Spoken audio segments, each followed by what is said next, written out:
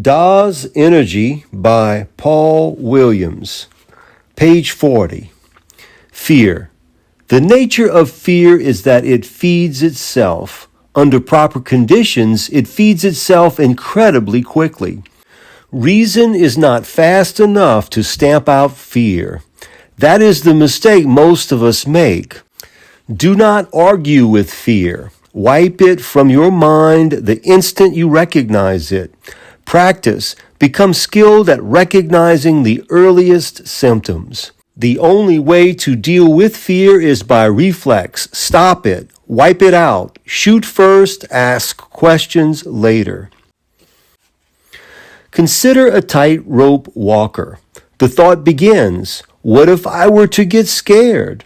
What if I were to look down? The thought must be killed at the first sound of what if. To wait any longer is to lose one's certainty, to lose one's footing, to plunge. We are all tightrope walkers. We must learn that reflex to survive. Reflex, that is how we deal with fear. Listen, learn. Fear is the greatest enemy of awareness. It leaves shame and guilt far behind. Fear is the force that holds us back, and we need not be held back any longer. Listen, there is a way to deal with fear. First, accept that fear is not needed and that there is never a reason to let it live. Carry this knowledge with you always. It is your first line of defense. Second, learn to recognize your fears in all their forms in the earliest stages possible. Third, learn reflex. Any fear-killing mantra will do. Say, I shall not fear. I need not fear. Write your own mantra. Learn it. Use it. Killing fear is like stamping out a fire. Reflex, fear, stamp it out. Fourth, never under any circumstances think first. That will destroy reflex. Shoot first, stamp it out, then think if you must. It's hard to stop the reasoning mind, which of course is the breeder of fear. Here is an argument your mind is sure to come up with. You may as well be familiar with it. The argument is that fear is needed. Fear is a warning. Fear protects us from danger. If a baby didn't learn to fear the hot stove, he would be burned again and again. Not to think about fear, not to let it live, so the argument goes, is to blind oneself to danger. Your mind will phrase the argument. Your mind must answer it. Must answer it in advance. These arguments are deadly if they wait till fear is present, raging. Fear is born of reason, and it destroys reason. One must not use reason to combat fear. So think about this argument now. Do we need fear? Is it our protection? This is what I think. I think fear is an alarm clock. The first thing you do when the alarm sounds is shut it off. Then respond to the alarm. Collect yourself. Take action. And that's step 5. Be aware. Don't ignore fear. Stamp it out. Then stay awake. It should be obvious what caused the fear. Thinking about it is more likely to bury the awareness than promote it. If it isn't obvious, don't belabor it. Just stay awake. Keep your eyes open. Be alert. Oh, by the way, it isn't fear that keeps the baby from the stove. Once he's touched it, it's awareness. Pain and awareness are the same thing. Fear and awareness are not. Fear is the mind killer. 1. Fear must be stamped out. Accept that. 2. Learn to recognize fear. 3. Stamp it out. Reflex. 4. Don't think about it. 5. Respond. Be alert. Be aware. It works. Reflex works. The mantra works. You need not fear. If you read these words and continue to fear, it is only because you want to. Why do you want to? Don't ask. Stamp out fear. A healthy mind is a mind through which energy flows freely. Free-flowing energy gets us high. Fear is a disease. It blocks the flow of energy. It spreads. It destroys. If it is not stopped, it kills. Even a small quantity of fear will keep us from getting high. Fear seems to be a bacterial disease. Doubt is anemia. A serious case of doubt, serious lack of self-confidence, will leave the spirit wide open to the ravages of fear and greed, shame, guilt. Building self-confidence is the key to spiritual, mental, physical health. The way to build self-confidence is to start doing things you're not sure you can do. Once you start, keep at it. Never give up. Push harder when you have to. Relax when you can. If you don't keep doing until you're satisfied, you will never know how much you can do. You can do anything. Your strength is equal to your need. Don't do anything you don't have to do. Most undertakings don't take forever. In each of our lives, there are plenty of things we would like to be doing that we could be doing, but we hesitate. We're afraid of failure. We're afraid of frustration. We lack confidence.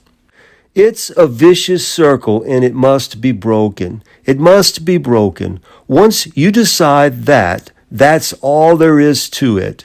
Make a commitment. Start carrying it through. Carry it through, and the next commitment will be easier to make. Complete this project, and renewed confidence will make it easier to start the next. The circle breaks here. Inertia is a force that works against you when you feel like doing something, but you're doing nothing. But if you seize the day and start doing something, then inertia works with you. It keeps you going till the job is done. The way to build self-confidence is to start doing things. Things you're sure you can do, like walking to the icebox for another beer. Won't improve matters any. So the way to build self-confidence is to start doing things you're not sure you can do. Like flirting with strangers, like baking your own bread, like painting a picture, like moving to the Yukon. Whatever it is, the trick is stop thinking about it, do it. Seize the day and get started and stay with it, and things will get easier and easier from here. To keep your self-confidence, keep giving yourself new challenges. Make sure they're new ones, not the same old tricks in new disguises. The key is commitment. Once you're committed, it's hard to back down. So go ahead and do it and grow that much stronger and surer. Throwing yourself in the water is the best way to learn how to swim. Beware, education. That's all preparation. The only form of education is experience. All the preparation in the world will only teach you how to prepare. Why wait any longer? Jump in the water. The world will begin. Or you'll drown. If you really have no will at all, better luck next life. All will is based on the will to survive. If you haven't got that, you probably aren't living. We are on the verge of the new age, a whole new world. Human consciousness, our mutual awareness is going to make a quantum leap. Everything will change. You will never be the same. All this will happen just as soon as you're ready. Come on in, the water's fine. He who hesitates is lost. He who chooses life is found. We are learning not to draw lines. No lines between black and white. No lines between young and old. No lines between our side and your side. No lines between me and you. Not to draw lines is not to discriminate. The ability to discriminate is the key to perception. Are we taking leave of our senses? Maybe. Maybe we're learning to draw lines with disappearing ink. One moment I'm angry at something. I don't like it. I can put it in a category, try to dislike it forever, teach my children to dislike it, or I can express my anger and forget about it. Next time we meet, we're friends.